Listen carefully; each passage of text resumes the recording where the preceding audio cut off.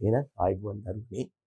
අපි අද ආරම්භ කරන්න යන්නේ උසස් පෙළ කෘෂි විද්‍යාව අපේ නිර්දේශයේ තියෙන තුන්වෙනි ඒකකය පස. නැත්තම් පාංශු විද්‍යාව නැත්තම් අපි ඉංග්‍රීසියෙන් කියනවා soil science කියලා. එහි හමු වන අංක 2 පාඩම. නැත්තම් අංක 2 නිපුණතා මට්ටම මොකක්ද?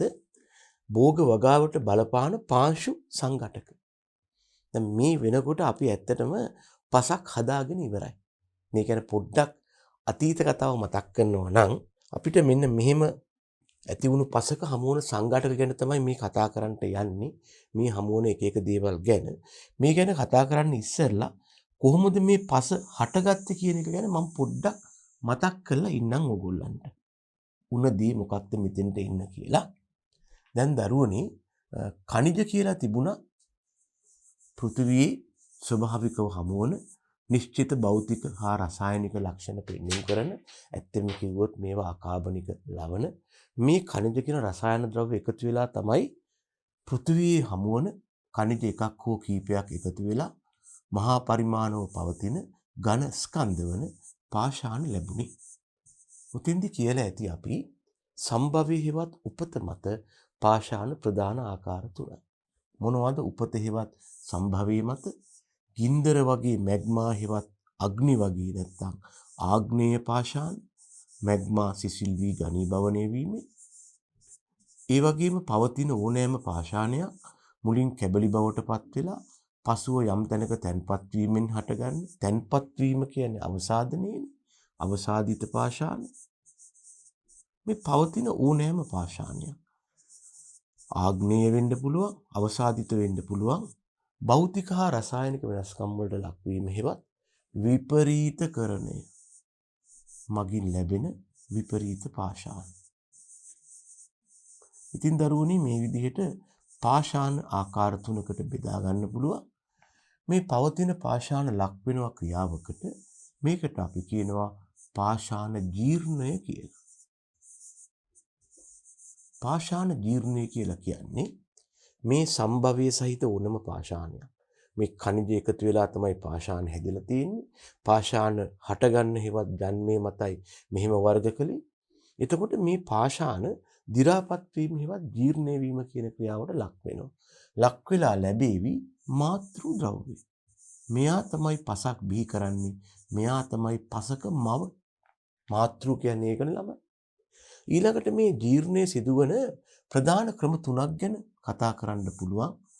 භෞතික ජීර්ණය, පසේ රසායනික සංයුතිය නියතව තිබියදී, එහෙම නැත්නම් පාෂාණයේ රසායනික සංයුතිය නියතව තිබියදී භෞතිකව කෑලි කෑලි බවට පත් වෙනවා.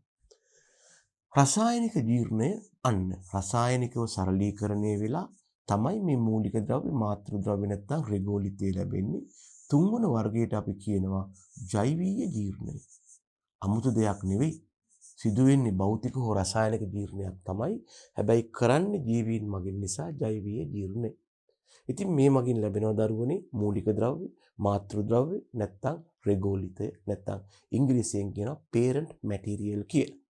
ඔන්න ඔය කියන මාතෘ ද්‍රව්‍ය මත යම් කාලයක් තිස්සේ විවිධ භූෂමතා තත්ත්ව යටතේ විවිධ දේශගුණ හා ජෛව සාධක බලපෑමෙන් ඔන්න ලැබෙනවා පසක්.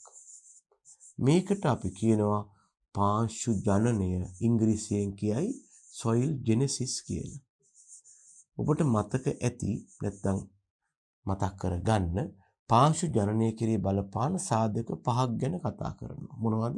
මාතෘ ද්‍රව්‍ය, කාලය, භූෂමතාව, ඒ වගේම දරුවනේ මෙතෙක් කතා කළේ අක්‍රීය සාධක ගැන. සක්‍රීය සාධක වශයෙන් දේශගුණ සාධක, ජෛව සාධක. ඔන්න ඔය වැඩි වෙනකොට දැන් මොකද වෙන්නේ? පසක් නිර්මාණය වෙලා ඉවරයි.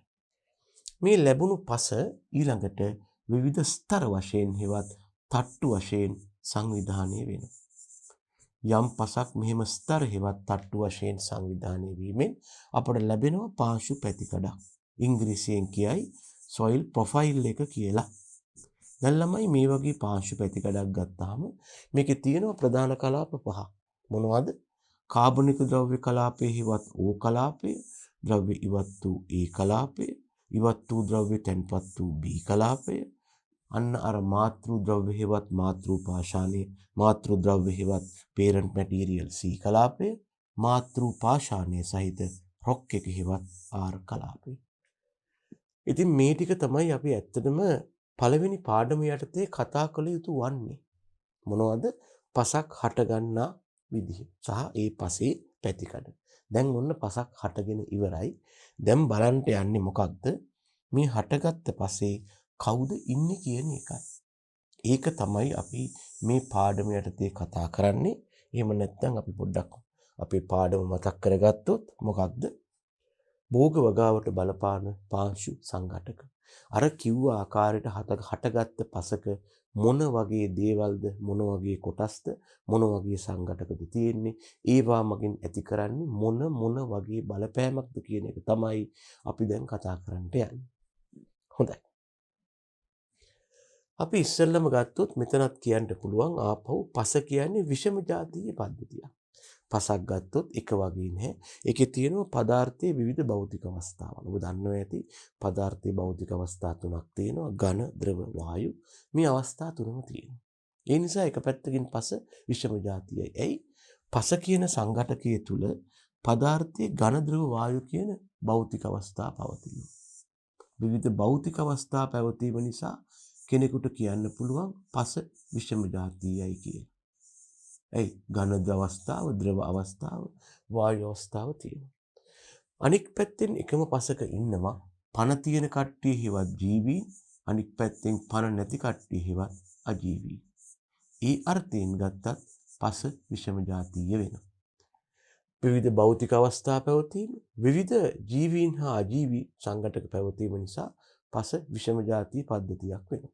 ඒතකොට පස කියන මේ විෂම ජාතීය පද්ධතිය අපිට ඉගෙන ගන්න පහසු වෙන්න. අධ්‍යයනයේ පහසුවට මේකේ තියෙන දේවල් හිවත් සංඝටක අපට ප්‍රධාන කොටස් හතරකට බෙදන්න පුළුවන්.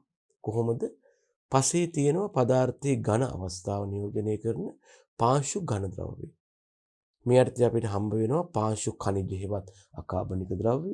මේවා ලැබිලා තියෙන දරුවනේ කෙලින්ම අර අපි කතා කරපු පාෂාණ. ආග්නේය, අවසාදිත, විපරීත කියන පාෂාණ ජීර්ණයේ මගින්. දෙවනුව තියෙනවා පාංශු කාබනික ද්‍රව්‍ය. පාංශු කාබනික ද්‍රව්‍ය කියන්නේ මේ පසේ වාසය කරන විවිධ ශාක හා සතුන් ඒගොල්ලන්ගේ මල ද්‍රව්‍ය, මල දේහ පසට එකතු කරනවා. මේවා දි รา පත් නොවී තියෙන්න පුළුවන්, දි รา පත් වෙමින් පවතින්න පුළුවන්. යම් දුරකට දි รา පත් වීම සම්පූර්ණ කරලා හියුමස් බවට පත් වෙලා ඉන්නවා වෙන්න පුළුවන්. හියුමස් කියන්නේ දැනගන්න කාබනික පදාර්ථ වියෝජනය වීමේ එක්තරා අන්තයක්. අපි ඉංග්‍රීසියෙන් කියනවා a certain end point එකක් කියලා. හරිද? ඊළඟට පසේ ඉන්න ජීවීන්ට අපි කියනවා පාංශු ජීවීන් කියලා. ඒ වගේම පසේ තියෙන වාතය, පසේ අවකාශ තියෙනවා. ඒවා තුල හුලං නැත්තම් වාතය පිරලා තියෙනවා. ඒකට අපි කියනවා පාංශු වාතය කියලා. ඒ වගේම පසේ වතුර, පසේ ජලය තියෙනවා. ඒකත් සමහර අවකාශවල පිරලා තියෙනවා. ඒකට අපි කියනවා පාංශු ජලය කියලා. දැන් බලන්න ළමයිනේ. එතකොට පසක තියෙන මේ එක එක්කෙනෙක් කොච්චර ඉන්නවද 100ට? එයාගේ පරිමාවෙන් කොච්චර ඉන්නවද කියන එක තමයි මේ දක්වලා තියෙන්නේ. පසක සමස්ත පරිමාවෙන් 45%ක්ම කවුද? ඛනිජ හේවත් අකාබනික ද්‍රව්‍ය. ඒවා ලැබෙන්නේ කොහොමද? අර ආග්නේය, අවසාදතා, විපරීත කියන පාෂාණ මගින්. 104ක් ඉන්නවා කවුද?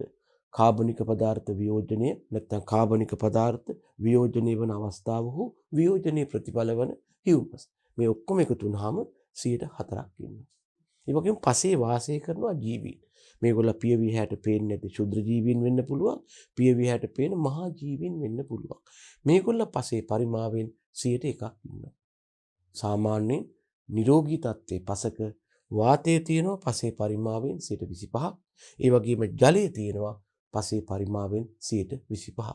දැනගන්න එහෙනම් මේ ඝන ජීවීන්, වාතය, ජලය කියන දේවල් මේ 45ද 4ද 1ද 25ද 25ද කියලා බෙදලා තියෙන්නේ මේගොල්ලන්ගේ පරිමාවට අනුව. නැත්තම් මේ දක්වලා තියෙන්නේ පරිමා ප්‍රතිශතයේ බව දැනගන්න. පසේ සමස්ත පරිමාවෙන් මේ එක එක්කෙනෙක් 100ට කොච්චර ඉන්නවද කියන එක තමයි මේ දක්වලා තියෙන්නේ. හරිද? අපිට ඒක මෙන්න මේ විදිහට පරිමා ප්‍රතිශතය අනුව රූපයකින් දක්වන්නත් පුළුවන්. මේකේ තියෙනවා මිනරල් මැටර් 45%ට, ඕගැනික් මැටර් 5%යි, එයා හෙවත් වාතය 25%යි, වෝටර් 25%යි, ජලය 25%යි කියලා. ළමයි මෙතන මේ ඕගැනික් මැටර් කියන 100% ඇතුලේ තමයි අපි ඔය ඉස්සරලා කතා කරපු දෙන්නෙක් ඉන්නේ.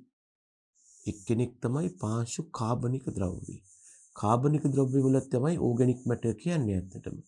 හැබැයි මේ කතා කරන්නේ අජීවී කාබනික ද්‍රව්‍ය. අපි හිතනවා මේගොල්ල 104ක් ඉන්නවා කියලා. ඒ වගේම කාබනික ද්‍රව්‍ය නැත්තම් ওই ප්‍රෝටීන්, ලිපිඩ, කාබෝහයිඩ්‍රේට්, මේ වගේ කාබනික ද්‍රව්‍ය ජීවී තත්ත්වයේ ඉන්නකොට තමයි අපි ජීවීන් කියලා කියන්නේ. ඒගොල්ලන්ට අපිට කියත හැකි පාංශු ජීවීන් කියලා. ඒගොල්ල ඉඳලා තියෙනවා 100ට 1ක්. මෙන්න මේ මගින් තමයි මේ සටහනේ දක්වලා තියෙන ඕගැනික් මැටර් කියන කතාව ඇති වෙලා තියෙන්නේ. ඇත්තටම අපි මේක බොහොම සරලව වට ප්‍රස්ථාරයකින් දැක්වුවොත් වඩා අපිට තේරුම් ගන්න පුළුවන් විදිහට දරුවනේ මේ වගේ තත්ත්වයක්. අපි මේ වගේ වෘත්තයක් මගින් වට ප්‍රස්ථාරයක් නියෝජනය කරලා හිතන්නකො මේ තියෙන වට ප්‍රස්ථාරයක් කියලා. මේකේ සමස්ත පරිමාව 100%ක් නම් මේකෙන් දල වශයෙන් අඩක් නැත්තම් 50%ක් කවුද? මේකෙන් දල වශයෙන් අඩක් හෙවත් 50%ක් නියෝජනය කරනවා පසේ තියෙන ඝන අවස්ථාව. ওই ඝන අවස්ථාවට අපි ඉංග්‍රීසියෙන් කියයි solid කියලා. ওই ඝන අවස්ථාව අපි 50%ක් කියලා හිතුවොත් ওই 50%න් 145ක්ම කවුද ඉඳලා තියෙන්නේ? අර අපි කිව්ව අකාබනික ද්‍රව්‍ය හෙවත් ඛනිජ ඉඳලා තියෙනවා. මේ 145ක්ම ඉන්නේ කවුද? අකාබනික ද්‍රව්‍ය. එහෙම නැත්නම් අපි වරහන් තුල කියනවා ඛනිජ කියලා. මේගොල්ලෝ ඉන්නවා 145ක්. දැන් මේ ඝන අවස්ථාව 50ක් කියලා අපි කලින් කිව්වනේ. එතකොට 45ක් අකාබනික ද්‍රව්‍ය වුණා නම් තව 105ක් ඉතුරු වෙනවා. මෙන්න මේ 105 තමයි ආකාර දෙකකට බෙදලා තියෙන්නේ. මේ 105 ගත්තාම මේ 105න් 104ක්ම කවුද? අපි අර කලින් කතා කරපු කාබනික ද්‍රව්‍ය.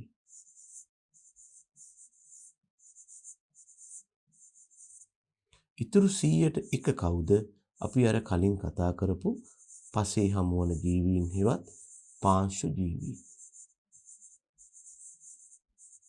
දැන් හරියට දරුවනේ 45යි 5යි 50යි මේ 5න් 4ක් කාබනික ද්‍රව්‍ය. ඉතුරු එක තමයි පාංශු ජීවී. දැන් පසේ ඝන අවස්ථාව 50ක් තියෙනවා. මේක 100% වෙන්න තව 50ක් අඩුයි. ඒ 50 තමයි 25ක් පාංශු වාතයේ වශයෙන් ඉන්නවා.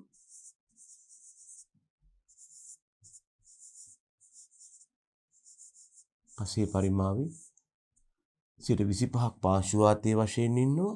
තව 125ක් පාංශු ජලයේ වශයෙන් ඉන්නවා.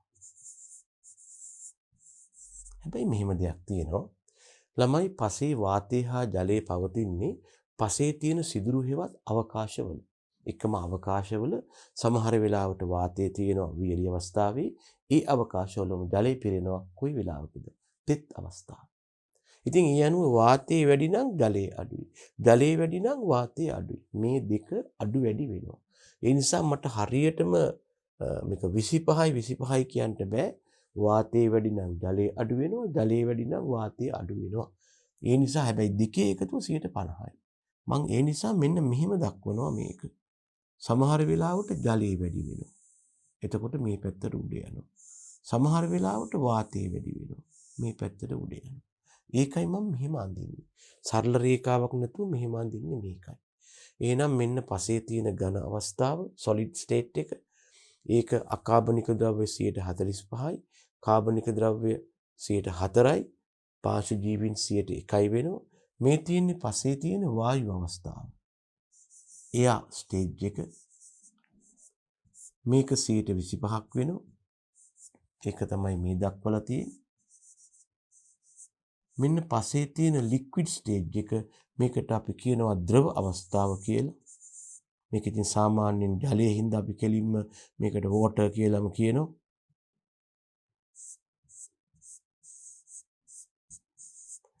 මේක තියෙනවා 25%. අපි හිමනම් සාමාන්‍ය තත්ත්වයට පවතින පසක් අධ්‍යයනය කළොත් එයා හැදිලා තියෙන්නේ මේ විදිහට. එයාගේ සංඝටක තමයි අර පෙන්눔 කලේ අපි ඉහළ රූපයෙන් පවා. ඒවා තමයි අපි අංක දාලා ඉදිරිපත් කරලා තියෙන්නේ. එක්කෙනෙක් පසේ තියෙන ඝන අවස්ථාව ඒක යටතේ ඉන්නවා සිම්පල් A කාබනික ද්‍රව්‍ය, සිම්පල් B පාංශු ජීවි. තව එක්කෙනෙක් පසේ ඉන්න වායු අවස්ථාව ඒකේ ඉන්නවා පාංශු වාතය. තව එක්කෙනෙක් පසේ ඉන්න ද්‍රව අවස්ථාව. මෙන්න තියෙනවා භෞතික අවස්ථා තුන. ඝන අවස්ථාව, වායු අවස්ථාව, ද්‍රව අවස්ථාව. ඉතින් ළමයි මේ විදිහට එකම පසක භෞතික අවස්ථා තුනම තියෙන හන්ද තමයි කිව්වේ පස විෂම જાතියයි කියලා. එහෙම කියන්න පුළුවන්. ඇයි? ඝන, ද්‍රව, වායු කියන අවස්ථා තුන එකිනෙකාට වෙනස් වෙනවා. ඒ වගේම එකම පසේ බලන්න ජීවීන් ඉන්නවා. මේ ඉන්නේ පාංශු ජීවීන්. අනික් අය නම් අජීවීන්. ජීවීන් හා අජීවීන් කියන දෙගොල්ලම හින්දා ආපහු පස විෂම જાතිය වෙනවා. එහෙමනම් අපි කිව්ව සංසිද්ධිය නිවැරදි කියලා තමයි කියන්න වෙන්නේ. මේ ඉතින් මෙතන තියෙන මේ අපි කතා කරපු මේ 100% කියලා කියන්නේ අපි දක්වපු පාංශු ජීවීන්ගේ 100%යි අනික් පැත්තෙන් කාබනික ද්‍රව්‍යවල 104යි එකතු වුණාම. අපිට ඊට අමතරව මේක නම් එච්චර වැදගත් නැහැ දැනගන්න මේ දක්වලා තියෙන්නේ පරිමාව අනුවයි. මේ දක්වලා තියෙන්නේ පරිමාවට සාපේක්ෂව. මේක තමයි ගොඩක් වෙලාවට කතා කරන්නේ අපි පරිමා ප්‍රතිශතය අනුව. හැබැයි පසක තියෙන ස්කන්ධයට සාපේක්ෂව ඔය කතා කරන එක එක්කෙනෙක් කොච්චර ඉන්නවද කියලා දක්වන්න පුළුවන්. ඒකට අපි කියනවා mass basis එවත් ස්කන්ධ ප්‍රතිශතය අනුව. ඒක අපි එච්චර වැදගත්කමක් දක්වන්නේ නැහැ. නමුත් අහන්න පුළුවන්. අපි කවුරුත් දන්න දේ අහන තියෙන දේ නෙමෙයි. පරිමා ප්‍රතිශතය අනුව සමහරවිට අහන්න පුළුවන් යම් පසක ස්කන්ධේ ඛනිජ 100ට කීයක්ද? ඛනිජ හේවත් මිනරල් මැටර් තියෙනවා 85%. දැන් මොකද පුතේ මෙහෙම එකක් තියෙනවා. පස කියන ඒකකයෙන් ආසන්න වශයෙන් බහුවර්ණ 4ක් හෝ 5ක් ලැබෙනවා. බහුවර්ණ 50කින් 4ක් හෝ 5ක් කියන්නේ ලොකු ගාණක්. විභවගත ප්‍රශ්නයක් හෝ ප්‍රශ්නයක සෑහෙන කොටස් සංඛ්‍යාවක් ලැබෙනවා. දැන් අලුත් අත්දැකීම තමයි මේ විභවගත ප්‍රශ්න තනිකරම 1 2 3 කියලා 1 සිට 10 දක්වා හෝ නැත්නම් ඒ සම්පූර්ණ ප්‍රශ්නයකම සියලුම කොටස් පසෙන් වෙන්නේ නැහැ. ඔක තමයි අලුත්ම ප්‍රවණතාව. පළවෙනි විභවගත ප්‍රශ්න 4ක් තියෙනවානේ. පළවෙනි ප්‍රශ්නේ කොටස් කීපයක් පසෙන් දානවා. ඒකල ආයේ තවත් ප්‍රශ්නයක තුන්වෙනි ප්‍රශ්නේ වෙන්න පුළුවන්. තවත් කොටස් කීපයක් පසෙන් දානවා. ඒතර එකම ප්‍රශ්නේ කොටස් නෙමෙයි ප්‍රශ්න කීපයක ආසන්න වශයෙන් ගියාම මේ ඔක්කොම එකතු කරලා ගත්තාම එක්ක කෙලින්ම පස නැත්නම් පස ආශ්‍රිත දේවල් සමහරට බිම් සැකසීම වෙන්න පුළුවන් සමහරට ජල සම්පාදනය වෙන්න පුළුවන් ශාක පෝෂණේ හැබැයි මේවා පස පැත්තට බර කරලා ආසන්න වශයෙන් ව්‍යුහගතයක් තියෙනවා. මීට අමතරව අපි දන්නවා රචනා ප්‍රශ්න 6ක් තිබිලා 4කට උත්තර ලියන්න ඕන. ඒක රචනා ප්‍රශ්නයක කොටස් 3ක් තියෙනවා. ඉතින් සාමාන්‍යයෙන් මේ රචනා ප්‍රශ්නයක තියෙන කොටස් 3න් කොටසක් හෝ සමහර විට කොටස් 2ක් පසෙන් ලැබෙනවා. ඉතින් ඒ නිසා පස කියන්නේ ටිකක් වැදගත් ඒකකයක්. අපි නිකන් ලකුණු වලට අගයක් දාලා බැලුවොත් බහුවර්ණ 5ක් නම් දරුවෝ ලකුණු 5යි. නිකන් මම කියන්නේ වැඩි එක හිතර ගන්න එපා ඔයා. බහුවර්ණ 5ක් නම් ලකුණු 5යි. විභවගතයක් ආවොත් හිතන්න සම්පූර්ණ විභවගතයක් ආවොත් තව ලකුණු 5යි. රචනා ප්‍රශ්න කොටසකට ලකුණු 2මාර නම් බැරි වෙලාවත් කොටස් 2ක් ආවොත් එතනත් ලකුණු කීයක්ද? 5යි. එකතුව කොච්චරක්ද? ලකුණු 15ක් දක්වා උපරිම යන්න පුළුවන්. මම කියන්නේ නෑ මේක 15ක්මයි කියලා. නමුත් මේක බොහෝ විට 10ත් 15ත් අතර තරම් අධික අගයක් වාර්තා කරනවා පස මගින්. ඒ නිසා පස කියන ඒකකයේ සම්බන්ධයෙන් ටිකක් විතර දරුවෝනි අපි වැඩි අවධානයක් යොමු කළාට කමක් නැහැ. ඒක හොඳට මතක තියාගන්න. හරිද? හොඳයි. මම දැන් ආපහු හිටියොත් එහෙම ඉතින් ඒකයි ඒ නිසා මේ වගේ අමුතු දේවල් ඇහුවොත් අපි පොඩ්ඩක් එකට ලෑස්ති වෙලා ඉන්න ඕන. හරි? දැන් ස්කන්ධය විදිහට ගත්තොත් මිනරල් මැටර් හේවත් ඛනිජ තමයි දරුවෝ 85% කියන්නේ. අර අපි කතා කරපු අකාබනික ද්‍රව්‍ය හෙවත් කණුජ තමයි ඔය 85% කියලා කියන්නේ ස්කන්ධයේ විදිහට. ඊළඟට පසේ තියෙනවා වෝටර් හෙවත් ජලය 12%.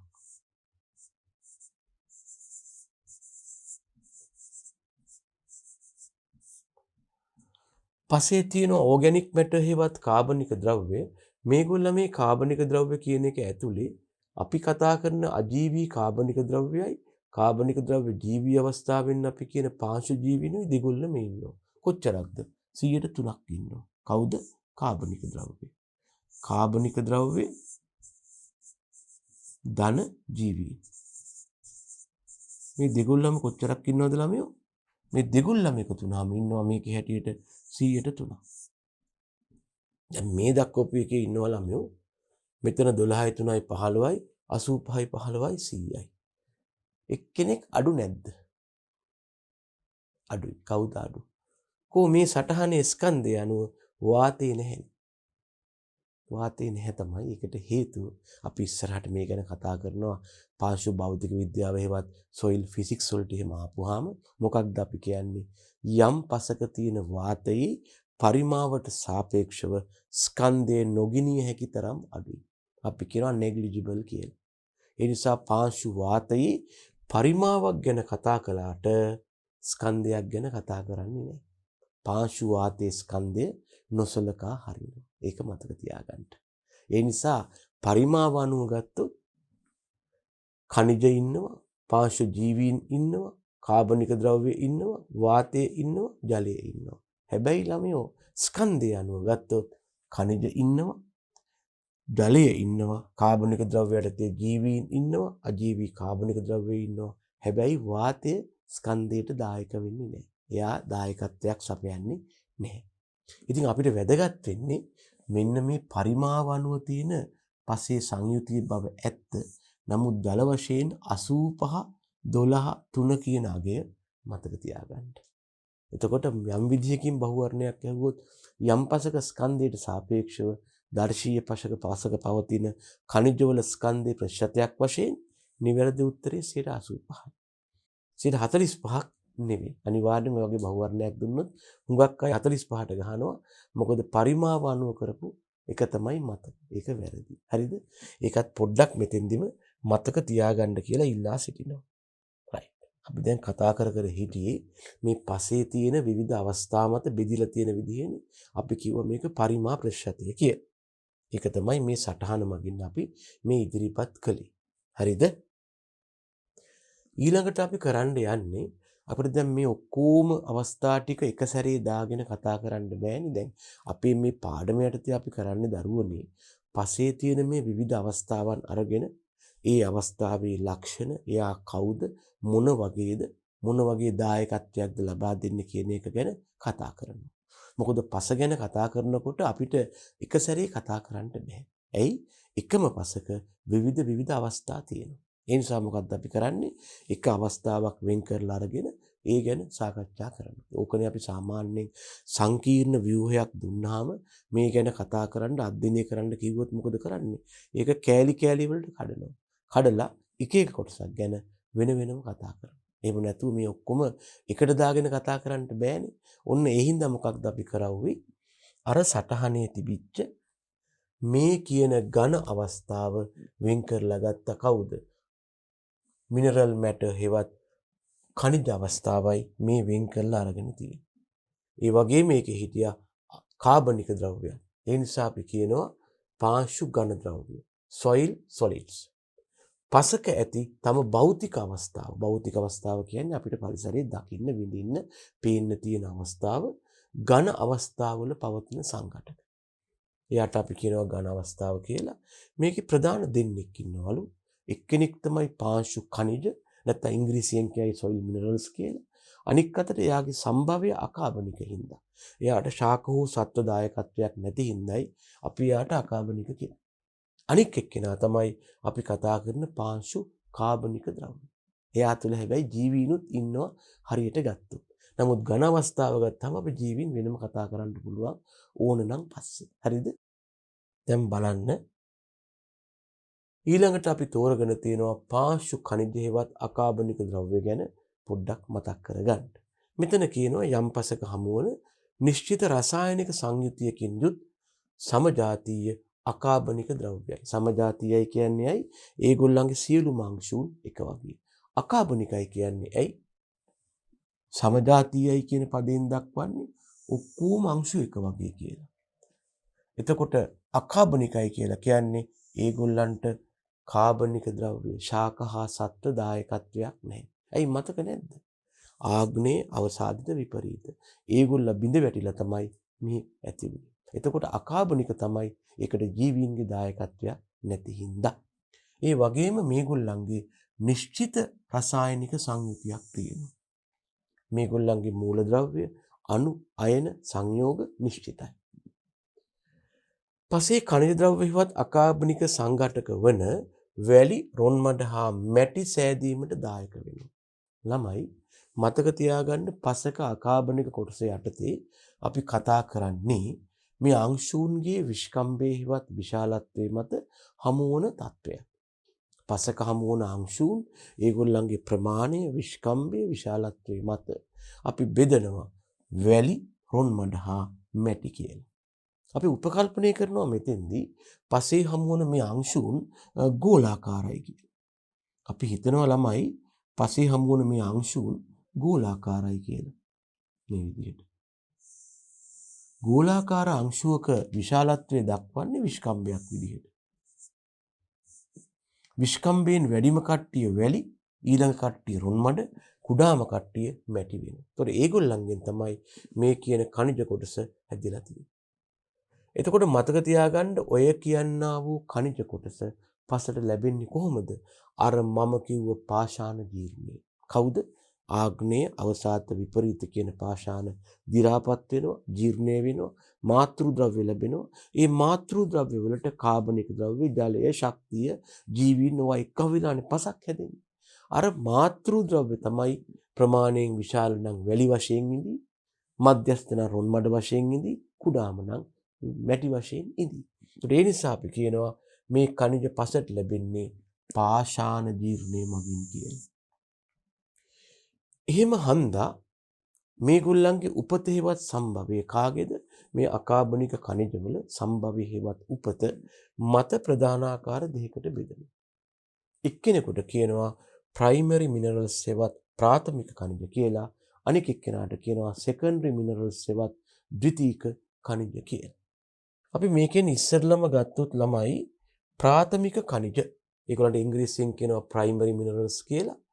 හොඳට මතක තියාගන්න අපි කලිනුත් කිව්වා පසක තියෙනවා පසක් සෑදීමට දායක වන පාෂාණ වර්ග තුනක්. කවුද? ආග්නේය අවසාදිත විපරීත. මෙන්න මේකෙන් පසේ ඉන්න ආග්නේය පාෂාණ වලින් තමයි මේ ප්‍රාථමික කනිජ ලැබෙන්නේ. හොඳට මතක තියාගන්න. එතකොට මේගොල්ල දායක වෙනවා පසේ වැලි කොටස හදන්න. සාමාන්‍යයෙන් වැලි කියලා කියන්නේ මෙන්න මේ විශ්කම්භයේ තියෙන උදවිය. මේකේ පරාසයක් තියෙනවා. අපි ඒ ගැන පස්සේ කතා කරනවා පාංශු වයනය යටතේ.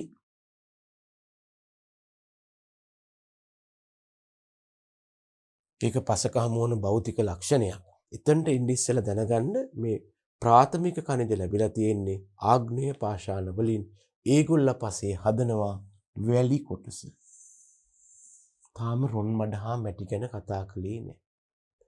එතකොට මේ ප්‍රාථමික කනිජ වලට උදාහරණ දෙකක් අපි දක්වලා තියෙනවා. එකක් තමයි ක්වාට්ස්. මේ ක්වාට්ස් වලට ඔයගොල්ලෝ දන්නවද දරුවනේ සාමාන්‍ය ව්‍යවහාරයේදී කියනවා තිරිවාන කියලා.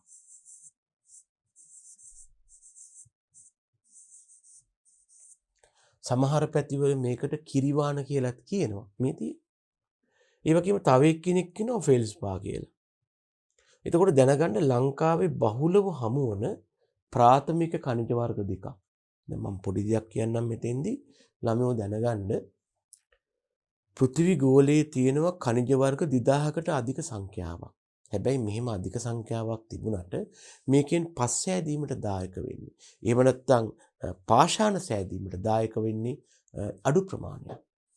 ඒ අඩු ප්‍රමාණ ලෝකයේ විවිධ රටවල් වල විසිරලා තියෙනවා.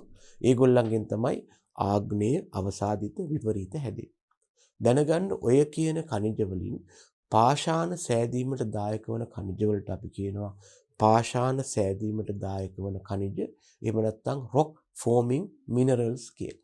ඉංග්‍රීසියෙන් කියනවා ඒගොල්ලන්ට rock forming minerals කියලා. ඒ වගේ පාෂාණ සෑදීමට දායක වන khනිජ වර්ග දෙකක් තමයි feldspar and quartz කියන්නේ. ඒගොල්ල බහුලව අඩංගු වෙනවා ආග්නේය පාෂාණවල. ඒගොල්ල ඒ නිසා ප්‍රාථමික පාෂාණ නැත්නම් ප්‍රාථමික khනිජ සෑදීමට වැදගත් වෙලා තියෙනවා. එහෙනම් මෙන්න උදාහරණයක් feldspar එහෙම නැත්නම් quartz. ඒගොල්ල රසායනික ලක්ෂණ වලට එච්චර දායක වෙන්නේ නැහැ. මතක තියාගන්න පසේ තියෙන වැලි කොටස රසායනික ලක්ෂණ වලට දැඩි දායකත්වයක් ලබා දෙන කෙනෙක් නෙවෙයි. එයා බොහෝ භෞතික ලක්ෂණ විතරයි ඉදිරිපත් කරන්නේ. මොකද විශ්කම්භය ටිකක් වැඩි එයාගේ. හරි. ඊළඟට අපිට හම්බ වෙනවා ද්විතීයික khනිජ. මේගොල්ලන්ට අපි කියනවා ඉංග්‍රීසියෙන් secondary minerals කියලා. බොහෝ විට ප්‍රාථමික khනිජ වලින් පස්සේ හටගන්නේවා තමයි දෙවනුව හටගන්නේවා තමයි ද්විතීයික khනිජ කියන්නේ. මෙතෙන්දි වෙන්නේ කිසියම් ද්‍රාවණයක පවතින සංයෝග පතුලේ තැන්පත් වෙනවා. එහෙම නැත්නම් අවක්ෂේප වෙනවා. එහෙම නැත්නම් පතුලට බහිනවා. නැත්නම් සෙඩිමන්ට් වෙනවා. හේවත් අවසාදනය වෙනවා. එහෙම නැත්නම් මේවා තියෙන ස්පටික ආපහු ස්පටික බවට පත් වෙනවා. තියෙන ස්පටික ආපහු ස්පටික බවට පත් වෙනවට අපි කියනවා ළමයි පුනර් ස්පටිකීකරණය කියලා. මම නිකමට කියන්නේ මේකට ඉංග්‍රීසියෙන් කියනවා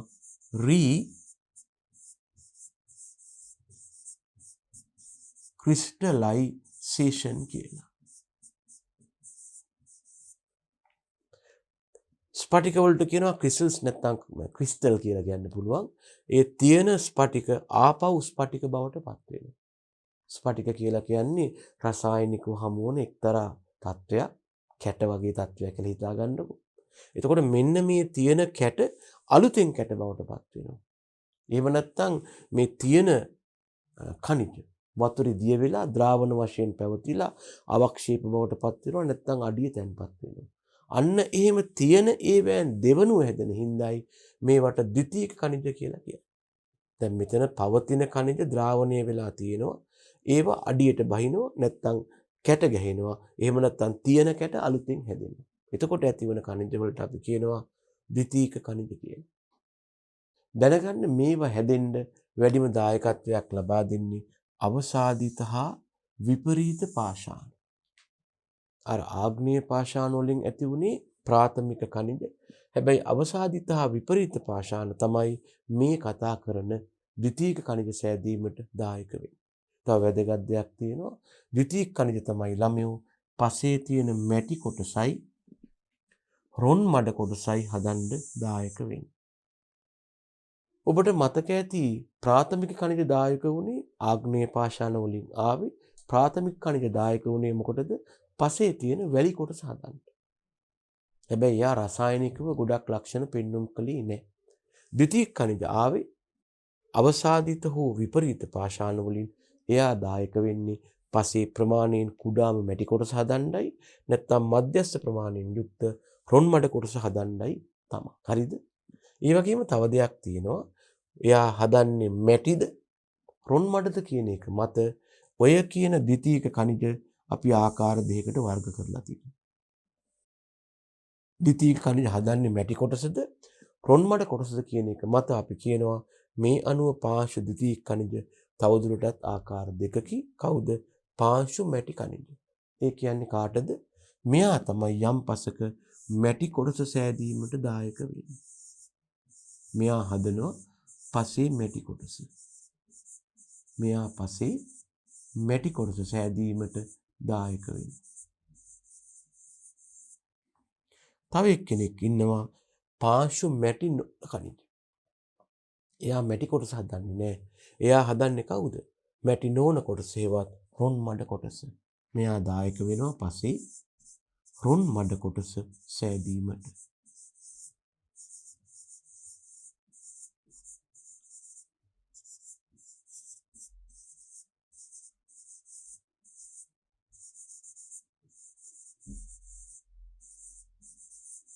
අපි කතා කර ඉන්නේ පසේ තියෙන අකාබනික කොටස හෙවත් ඛනිජ පිළිබඳව.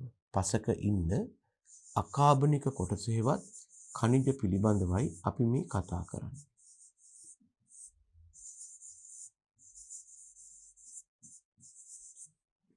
මේගොල්ල ප්‍රධානාකාර දෙකකට බෙදුවා. එකක් තමයි මුලින් ඇති වුණු ඛනිජ, ප්‍රාථමික ඛනිජ. මේගොල්ල එන්නේ ආග්නේය පාෂාණ වලින් හදන්නේ පසේ තියෙන වැලි කොටස. අනික් එක්කෙනාට අපි කිව්වා ද්විතීයික ඛනිජ කියලා. secondary minerals.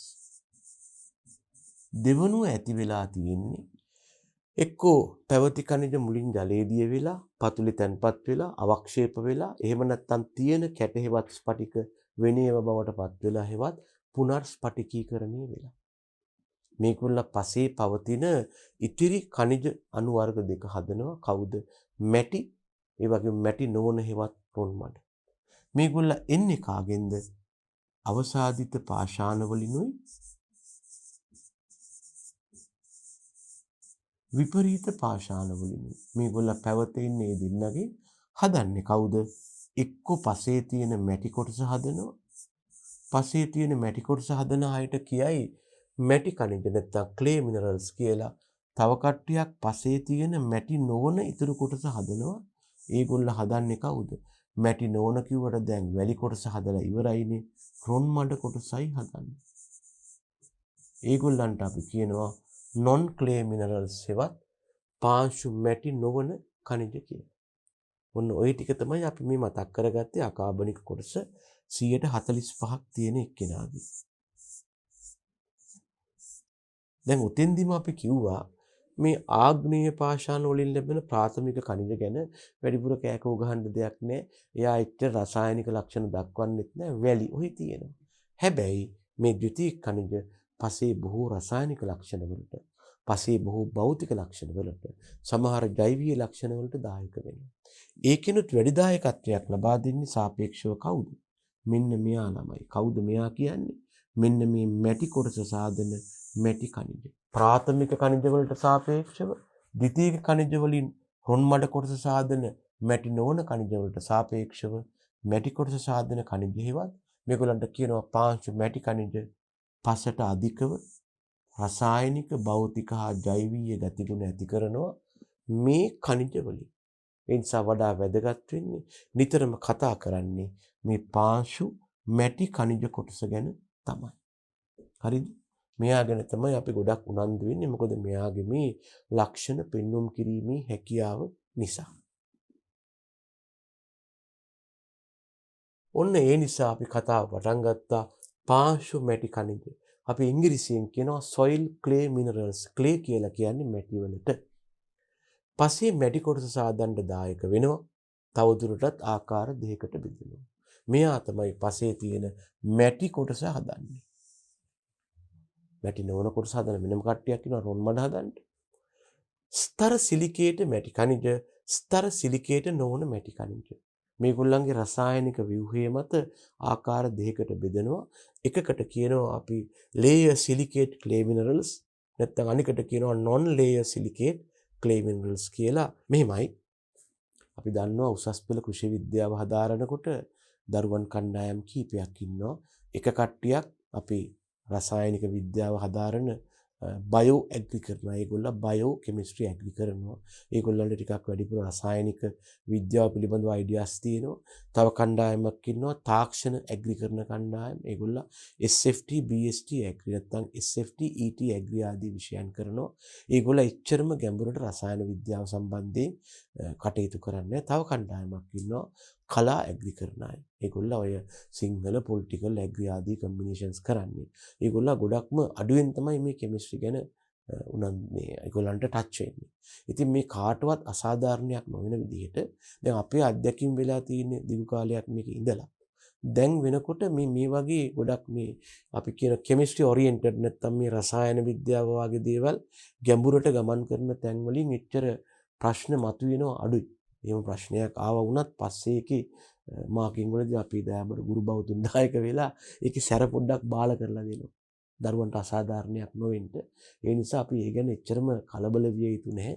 ඉතින් මේ වචන ගැන එච්චරම අනික් දරුවෝ වොරි වෙන්න එපා. මොකද මේක මේ රසායන විද්‍යාව පාඩමක් නෙවෙයි මේක soil chemistry නැත්නම් පාංශු රසායන විද්‍යාවට සම්බන්ධ යම් ටිකක් තමයි මේ අපි කතා කරන්නේ. හොඳයි. එතකොට ළමයි මේ ස්තර සිලිකේට් වැටිකනිද ගත්තාම මේක ඇති වෙලා තියෙන්නේ තට්ටු විදිහට. මේ තට්ටු ව්‍යුහය හැදෙන්න ප්‍රධාන දෙන්නෙක් දායක වෙලා ඉන්නවා. එක්කෙනෙක් තමයි සිලිකා කියන එක්කෙනා, අනික් එක්කෙනා තමයි ඇලුමිනා කියන එක්කෙනා.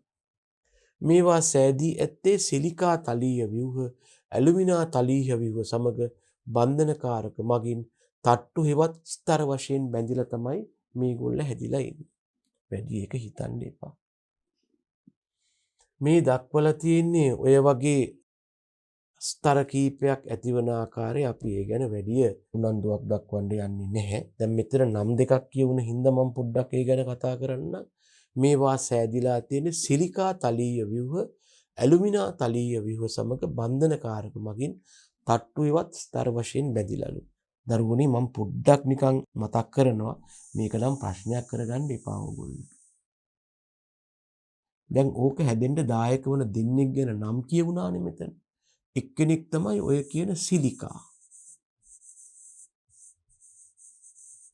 මේ සිලිකා හෙවත් සිලිකේට කියලා කියන්නේ මෙන්න මෙයාට SiO4 කියන එක්කෙනා.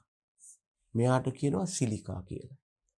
මෙයා පවතින්නේ අණු වශයෙන් නැත්තම් සිලිකා අණුවක් ගත්තොත් මම නික්කමට කියන්නේ මේ රසායන විද්‍යාව කරපුවයි නිකන් හිතන්න අනික් අය වුණ නිකන් ඒක අදාළ නැහැ. මම නිකන් කියන්නේ සිලිකා එකක් ගත්තොත් ළමයෝ මේකේ සිලිකන් පරමාණුව මැද ඉන්නවා මේ විදිහට.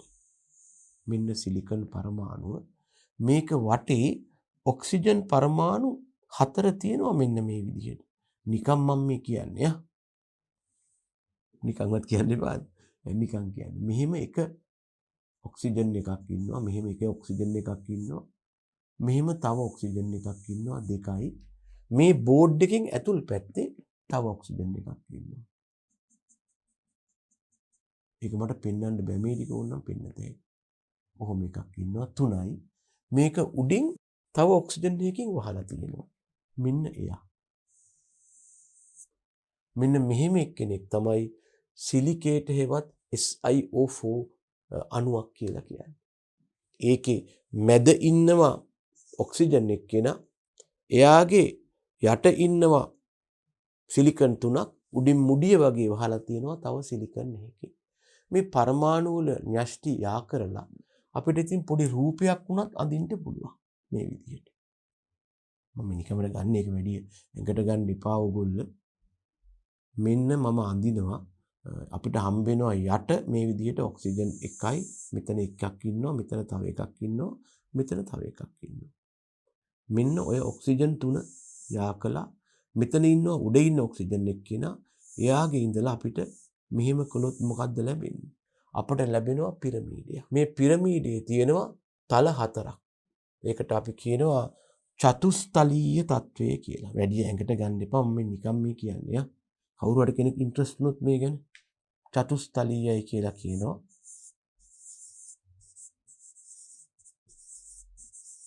ඒ කියන්නේ තල 4ක්. මේකට සමහරු ඉංග්‍රීසියෙන් කියනවා ටෙට්‍රාහෙඩරන් කියලා.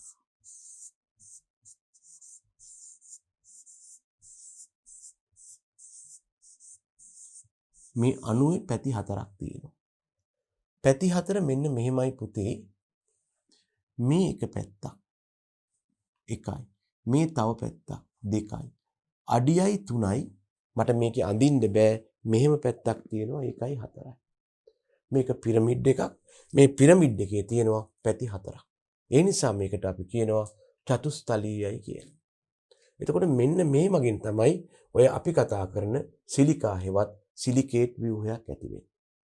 එතකොට මේ වගේ තව සිලිකේට් ව්‍යුහ ගොඩාක් තියෙන්න පුළුවන්. මේවා අතර ඇති වෙනවා අණු නැත්තම් දැලිසක් නැත්තම් ලැටිස් එකක් ඇති වෙනවා. මේ සිලිකේට් ව්‍යුහේ තව එකක් එක්ක බන්ධන ඇති කරගන්න. ඒ මගින් නැති වෙනවා සිලිකේට දැලිසක්. මේකට අපි ඉංග්‍රීසියෙන් කියනවා ලැටිස් එකක් කියලා. මෙන්න මෙහෙම ලැටිස් එකක් පැවතීම නිසා මේ මැටි කණිජවල තියෙනවා ආවේනික දැලිස ව්‍යුහයක්. ඔය මම ගත්තේ ඒකේ තියෙන එක කොටසක් ගැන කවුද? ඔය කිව්ව සිලිකන් ගැන නැත්තම් සිලිකා ගැන.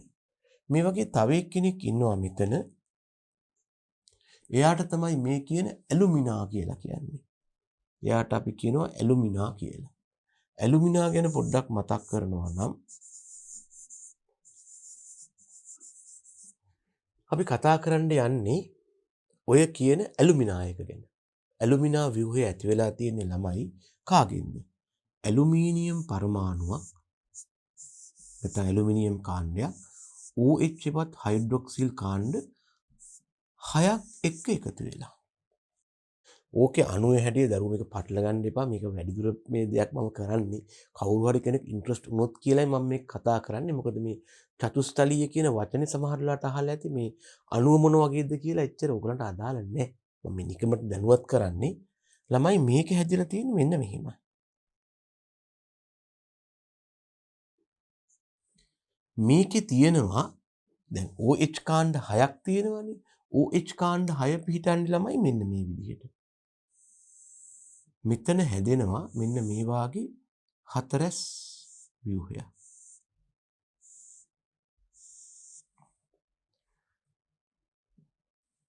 ඒකට එනවා මෙන්න මේ වාගේ ව්‍යුහයක්. හරිද? මෙතනත් හැදෙනවා ඒ වගේ නිකන් දියමන්ති කැටේ වාගේ හැඩයක් මේ විදිහට.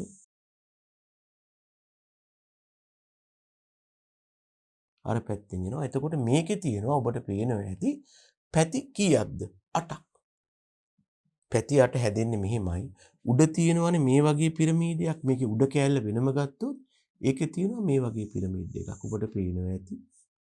ඔය තියෙන්නේ. ඕකේ තියෙනවා ඕකේ ඉඳලා තියෙනවා මෙහෙම පිරමීඩ් එකක්. මේකේ තියෙනවා පැති 4ක්.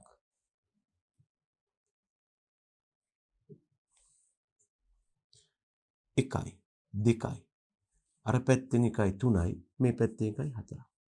පැති 4ක් තියෙනවා. මේ පිරමීඩ් එකේ මේ පැත්තයි මේ පැත්තයි මේ පැත්තයි බෝඩ් එකේ තියෙන පැත්තයි. පැති 4ක් තියෙනවා. දැන් ළමයි යට පැත්තේ තියෙනවනේ ඔය වගේම 4ක්. යට පැත්තේ තියෙනවා මේ බලන්න මම අදින විදිහ. ඔන්න එකයි ඔන්න එක පැත්තක් ඇඳලා මෙන්න මට අඳින්න පුළුවන් පැති දෙක මං ඇඳලා ළමයි. මට අඳින්න පුළුවන් පැති දෙක මං බෝඩ් එකේ ඇඳලා. මේ පැත්තයි මේ පැත්තයි. හැබැයි මේ පැත්තක් තියෙනවා මේ පැත්තක් තියෙනවා. එතකොට මොකද වෙන්නේ? උඩ තියෙනවා දරුවෝ පැති 4ක්. උඩ තියෙනවා පැති 4ක්. යට තියෙනවා පැති 4ක්. 4යි 4යි කීයද? පැති 8ක් තියෙනවා. ඒ නිසා මේ ඇලුමිනා ව්‍යුහයට අපි කියනවා අෂ්ටතලීය ව්‍යුහයක් කියලා. 4 නම් චතුස් 8 නම් කීයද? අෂ්ට. මේකට අපි කියනවා අෂ්ටතලීය ව්‍යුහය කියලා. ඕකට ඉංග්‍රීසියෙන් අපි කියනවා ඔක්ටාහෙඩරන් ස්ට්‍රක්චර් එක කියලා.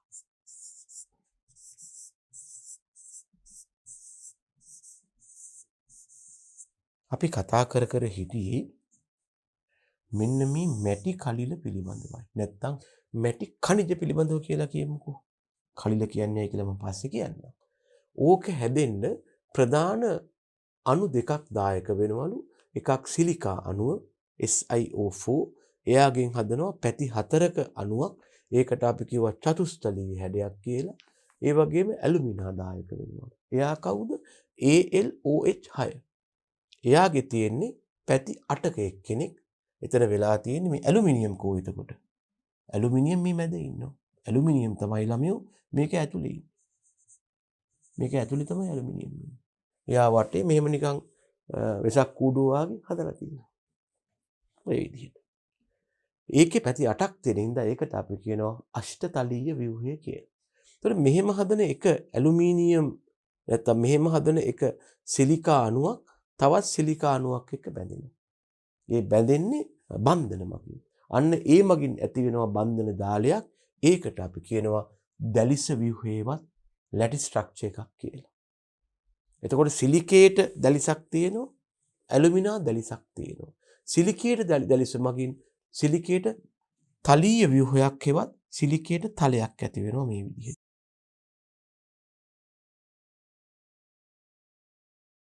මෙන්න තියෙනවා ඔය කියන සිලිකේට තලයේ හෙවත් සිලිකේට ස්තරය. මේකට තලීය ව්‍යුහය කියන්නේ මේකයි. මේ වගේ සිලිකේට ස්තරයක් තියෙනවා.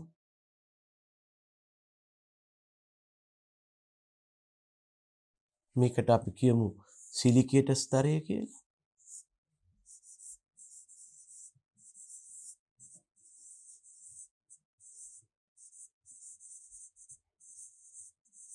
මේක හැදලා තියෙන්නේ කවුරු බහු අවයවීකරණය වෙලාද? SiO4 හෙවත් මෙන්න මේ සිලිකන් කියන අණු නැත්නම් සිලිකා අණු බහු අවයවීකරණය වීමෙන්. මේක යට ඉන්නවා කවුද ළමයි? ඇලුමිනා ස්තරය. මේක යට ඉන්නවා ඇලුමිනා ස්තරය. මෙහෙම එක්කෙනෙක්. මේ විදිහට. එයා ලැබෙන්නේ කොහොමද? අර කිව්ව AlOH 6 හෙවත් ඇලුමිනා අණු බහු අවයවීකරණය වීමෙන්. මෙන්න හැදෙන එක්කෙනා ඇලුමිනා ස්තරය.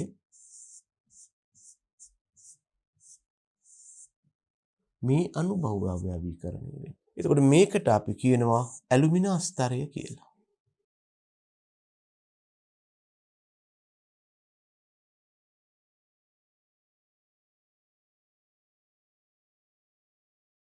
සිලිකේට ස්තරය හැදලා තියෙන්නේ කොහොමද?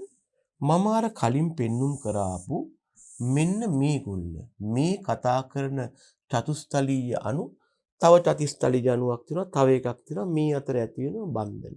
මේ මගින් ඇති වෙනවා දැලක් වගේ ව්‍යුහයක් නැත්නම් තට්ටු ව්‍යුහයක්. මේකට අපි කියනවා ලැටිස් ස්ට්‍රක්චර් එක කියලා. දැලිස ව්‍යුහය කියන්නේ.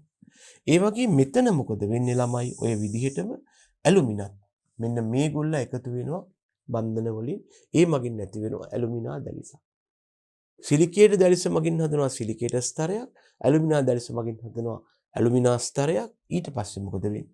ළමයි නිකන් අර සෑන්ඩ්විච් පාන් කෑලි දෙකක් වගේ මේ එක පාන් කෑල්ලක් නම් මේ තව පාන් කෑල්ලක් නම් මේ දෙක මැදට අපි දාන්නේ ඔය මොනවද එළවලු හරි මාගරින් හරි මොනවා හරි දානවනේ. ඒ වගේ මේ අතර හට ගන්නවා බන්ධන. මේවා පොටෑසියම්, හයිඩ්‍රජන්, ඇලුමිනියම් ආදී බන්ධන හට ගන්නවා. අන්න ඒ මගින් තමයි අපි ඔය කතා කරන ස්තර සිලිකේට ව්‍යුහය ඇති වෙන්නේ. ස්තර සිලිකේට කියන්නේ ඇයි? සිලිකේට ස්තරයයි ඇලුමිනා ස්තරයයි. ඒ අතර බන්ධන තියෙනවා. ඉතින් මං ඉදිරියේදී කියන එකක් දැම්ම කියනවනම් මේක හදන්න සිලිකේට ස්තරයි ඇලුමිනා ස්තරයි දායක වන අනුපාතයේ මත සමහරු මේක වර්ග කරනවා. සිලිකේට ස්තර කීයක් එක්ක ඇලුමිනා ස්තර කීයක් තියෙනවද කියන එක අනුව 1ට 1 2ට 1 එහෙම නැත්නම් 2ට 1ට 1 1ට 2ට 1 ආදී වශයෙන් වර්ග කරනවා. 1ට 1 කියන්නේ සිලිකේට ස්තරයයි ඇලුමිනා ස්තරයයි. 2ට 1 කියන්නේ සිලිකේට ස්තර දෙකයි ඇලුමිනා ස්තරයයි. 1ට 2ට 1 කියන්නේ සිලිකේට ස්තරයයි ඇලුමිනා ස්තර දෙකයි සිලිකේට ස්තරයයි. මේවට ස්තර සිලිකේට කියලා කියන්නේ ලේයර් සිලිකේට්ස් කියලා කියන්නේ. ස්තර කියන්නේ මේ තියෙන ස්තර තමයි. සිලිකේට කියන්නේ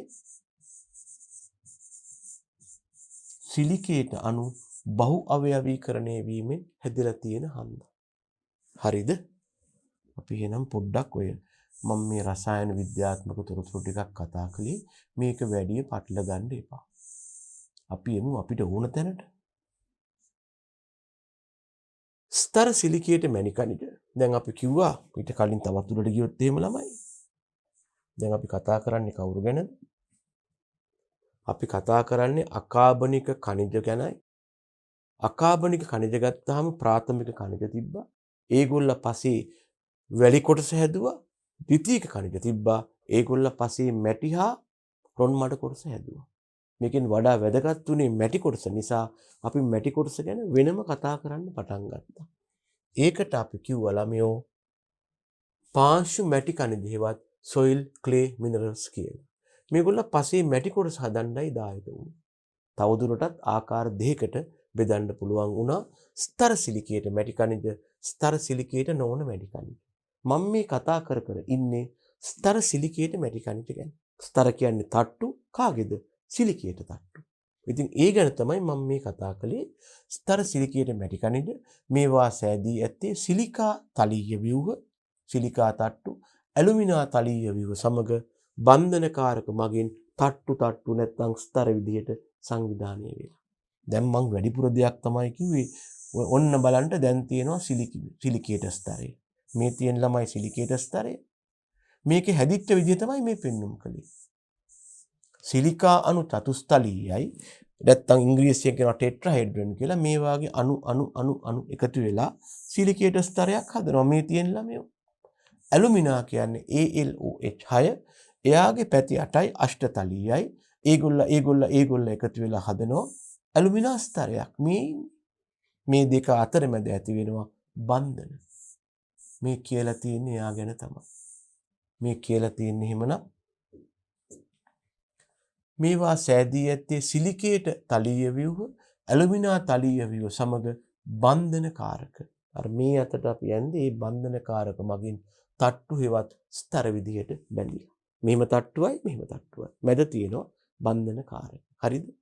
එතකොට මේ ව්‍යුහය ගැන එච්චර අපි කරදර වෙන්න ඕනේ නැහැ. එතකොට මේක හදන්න සිලිකේට ස්තරයි ඇලුමිනා ස්තරයි දායක වන අනුපාතය මතයි 1:1 2:1 1:2 ආදී වශයෙන් 1:2 ආදී වශයෙන් අපි වර්ග කරනවා. හරිද? එතකොට ඔය තට්ටු තියෙන එක්කෙනාගේ මැද තියෙනවානේ බන්ධනකාරක. අපි කිව්ව හයිඩ්‍රජන්, ඇලුමිනියම්, පොටෑසියම්. එතකොට තමයි ওই ව්‍යුහය ඇති වෙන්නේ. එතකොට ස්තර ඇතිවෙන්න ඇලුමිනා 1යි සිලිකේට් 1යි නම් 1:1. ඇලුමිනා 1යි සිලිකේට් 2යි නම් 2:1. සිලිකේට් 1යි ඇලුමිනා 2යි සිලිකේට් 1යි නම් 1:2 ආදී වශයෙන් අපිට මේක වර්ග කරගෙන යන්න පුළුවන්. හරිද? රයිට්. මේ තියෙන්නේ මේ වගේ ව්‍යුහ ඇති වුණු ආකාර. ඒ ගැන වැඩි හිතන්න යන්න එපා.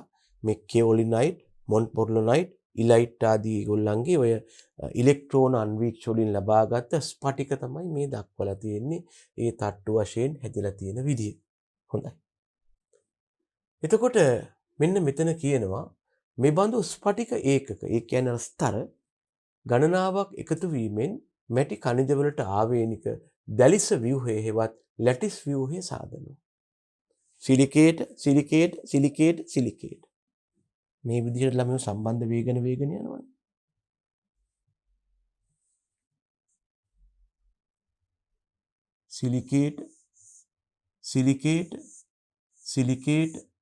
සිලිකේට් මෙන්න මෙහිම සම්බන්ධ වෙනවට අපි කියනවා ආවේනික ලැටිස් ව්‍යුහය කියලා.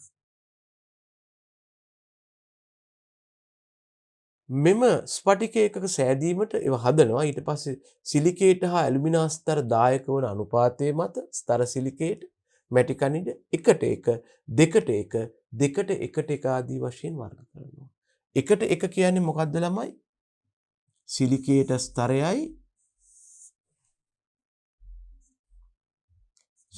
ස්තරයයි ඇලුමිනා ස්තරයයි. ඔන්න 1:1. මැද ඉන්නවා කවුද? බන්ධනකාරක.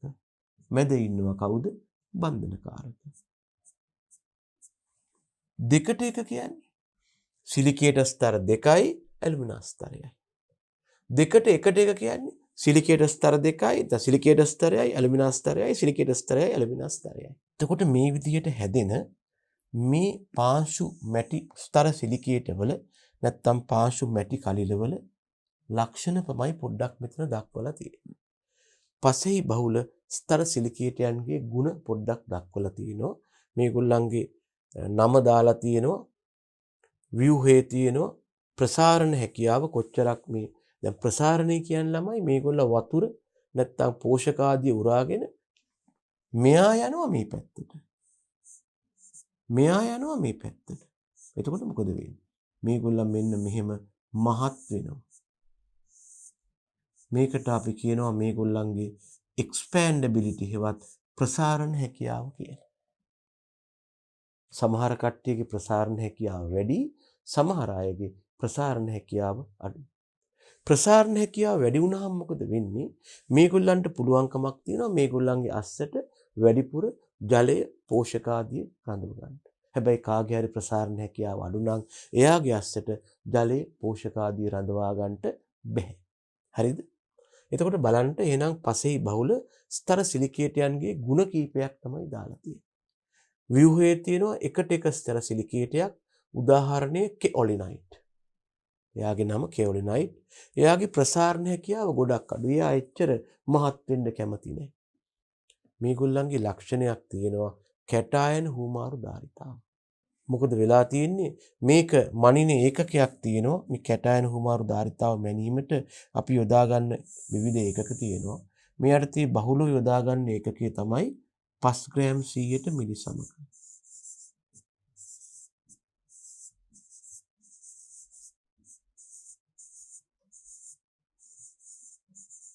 විවිධ ඒකක තියෙනවා. එකක් තමයි 5 ග්‍රෑම් 100ට මිලි සමක බහුලව යොදා ගන්න ඒකකයක්. මෙයාගේ වෙලා තියෙන්නේ කෙಒලිනයිට් වල වෙලා තියෙන්නේ මොකක්ද? මේ 5 ග්‍රෑම් 100ට මිලි සමක ප්‍රමාණය සාපේක්ෂව අඩුයි. කෙಒලිනයිට් වල වෙලා තියෙන්නේ මොකක්ද? මේ 5 ග්‍රෑම් 100ට මිලි සමක ප්‍රමාණය සාපේක්ෂව අඩුයි. 5 ග්‍රෑම් 100ට මිලි සමක ප්‍රමාණය සාපේක්ෂව අඩුයි කොච්චරද? 1 සිට 10 තරම් අඩු වගේක්. ඒ නිසා එයා එච්චර පසට පෝෂක ලබා දීමේදී සාරවත්භාවයේදී වැදගත් වෙන්නේ. මොකද කාගේ හරි මේ හැකියාව වැඩි නම් තමයි හොඳ. තව එක්කෙනෙක් ඉන්නවා මෙයා එකට එක ස්තර සිලිකේටයක් දෙකට එක එක්කෙනෙක් මයිකා කියලා. මෙයාගේ ප්‍රසාරණ හැකියාව ගොඩක් අඩුයි. කැටායන හුමාරු ධාරිතාවත් ගොඩක් අඩුයි. තව එක්කෙනෙක් ඉන්නවා දෙකට එක වර්මිකියුලයිට්. ප්‍රසාරණ හැකියාව ටිකක් තියෙනවා. කැටායන හුමාරු ධාරිතාව හැබැයි හොඳයි. ඒ කියන්නේ සරු බවට වැදගත් වෙනවා. කාගේ හරි කැටායන හුමාරු ධාරිතාව වැඩි නම් එයාට පුළුවන් පෝෂක හොඳට පසේ හුවමාරු කරන්නට. එතකොට එයා අපට වැදගත් වෙනවා. මෙන්න කවුද? මේ කතා කරන වර්මිකියුලයිට්. මොන්ට්මොරලයිට් කියලා එක්කෙනෙක් ඉන්නවා. එයා දෙකට එකේ ස්තර සිලිකේටයක්. එයාගෙත් කැටායන හුමාරු ධාරිතාව හොඳයි. එහෙනම් සරු බවට හොඳයි. දෙකට එකට එකේ එක්කෙනෙක් ඉන්නවා ක්ලෝරයිට්. එයාගේ කැටායන හුමාරු ධාරිතාව නම් අඩුයි. අපි කතා කළේ ස්තර සිලිකේට වල ಗುಣ පිළිබඳවයි. ඊළඟට මම අර කිව්ව කතාව මෙතන දාලා තියෙනවා. සිලිකා බහු අවයවීකරණය සඳහා දායක වන අණු චතුස්තලීයයි. ඒකට තමයි ටෙට්‍රාහෙඩ්‍රන් කියලා කිව්වේ. ඇලුමිනා බහු අවයවීකරණයට වන දායක වන අණු අෂ්ටතලීයයි ඔක්ටාහෙඩ්‍රන් කියලා කියනවා. දැන් අපි කිව්වා මැටි කණිජ ප්‍රධානාකාර දෙකයි ස්තර සිලිකේට මැටි කණිජ. ඔබට මතක ඇති අපි කිව්වා කලින් මැටි කණිජ ප්‍රධානාකාර දෙකයි. එකක් තමයි මේ කතා කරන ස්තර සිලිකේට කට්ටිය, අනික් කට්ටිය ස්තර සිලිකේට නොවන කට්ටිය. අනික් කට්ටිය ස්තර සිලිකේට වන්නේ නැහැ. ඒ නිසා අපි කියලා තියෙනවා ස්තර සිලිකේට නොවන මැටි කණිජ කියලා කට්ටියකුත් පස්සේ ඉන්නවා. ඒගොල්ලන්ගේ අර ආවේනික ස්තර කතන්දරේ නැහැ. මේවාද පාංශු මැටි කොටස සෑදීමට දායක වන නමුත් තැනුම් ඒකකයක් වශයෙන් සිලිකේට හමුවන්නේ නැහැ. ඒ වගේම ස්තර සිලිකේට ව්‍යුහයක් හමුවන්නේ නැහැ. උදාහරණ ගිබ්සයිට්, හීමටයිට්, ගෝතයිට් වගේ කට්ටිය, ලිමෝනයිට් වගේ කට්ටිය හම්බ වෙනවා. ඇලුමිනියම් බහුල පස්වල තමයි ගිබ්සයිට්ලා ඉන්නේ. හීමටයිට්ලා ඉන්නවා යකඩ හේවත් ෆෙරස් නැත්නම් ෆෙරික් බහුල තත්වයකටදී. මේ අපි දක්වලා තියෙන්නේ අර ස්තර සිලිකේට කලිලයක තියෙනවා ඍණ ආරෝපණ තත්වයක්. එයාට ධන ආරෝපිත අයන බැඳ ගන්න පුළුවන්. ඒක මෙතනට සම්බන්ධයක් නෙමෙයි. අපි මේ රූපේ දාලා තියෙන්නේ ස්තර සිලිකේටයක් ධන ආරෝපිත අයන බැඳ ගන්න ආකාරය පොඩ්ඩක් පෙන්වන්නටයි. එතකොට තව එක්කෙනෙක් තමයි ස්තර සිලිකේට නොවන එක්කෙනෙක් ඇලෝෆ්‍රේන්. ඒ වගේම ගෝනයිට් වගේ කට්ටිය ඉන්නවා. ඊට අමතරව මේගොල්ල පසක මැටි කොටස සෑදීමේදී ප්‍රමුඛත්වයක් දක්වන්නේ අපි අර කිව්ව ස්තර සිලිකේට මැටි බව දැනගන්න. ඒ නිසා පොදුවේ අපි මැටි කණිජ කියලා හඳුන්වන්නේ ස්තර සිලිකේටයි. ස්තර සිලිකේට නොවන කට්ටියට ඊතරම් දැඩි පිළිගැනීමක් නැහැ. එහෙනම් අපි මේ කතා කළේ පසේ පවතින මැටි කණිජ, පාංශු කණිජවල වැදගත්ම හමු වෙන කට්ටිය මැටි කණිජ පිළිබඳවයි. අපි එහෙනම් ඊළඟට කතා කරන්න බලාපොරොත්තු වෙන්නේ මොන වගේද මේ පාංශු මැටි ඛනිජවල ගතිගුණ කියලා.